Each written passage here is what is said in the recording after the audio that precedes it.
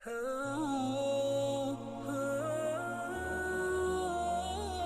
بن عبید اللہ کہتے تھے کہ نجد والوں میں سے ایک شخص حضرت صلی اللہ علیہ وسلم کے پاس آیا، سر پریشان یعنی بال بکھرے ہوئے تھے۔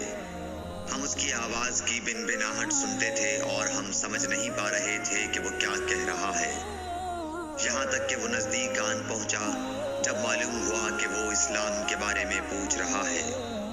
حضرت صلی اللہ علیہ وسلم نے فرمایا کہ اسلام دن رات میں 5 نمازیں پڑھنا ہے۔ اس نے کہا بس اس کے سوا تو اور کوئی نماز مجھ پر نہیں۔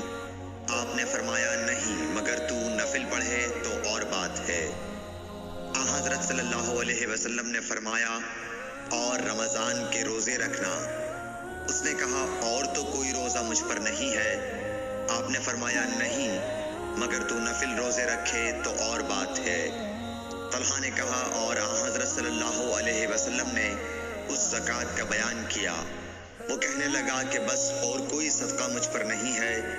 آپ نے فرمایا نہیں مگر یہ کہ تو نفل صدقہ دے تو اور بات ہے۔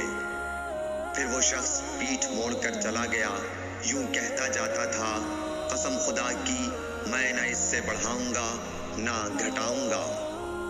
حضرت صلی اللہ علیہ وسلم نے فرمایا اگر یہ سچا ہے تو اپنی مراد کو پہنچ گیا۔ صحیح بخاری حدیث نمبر 46۔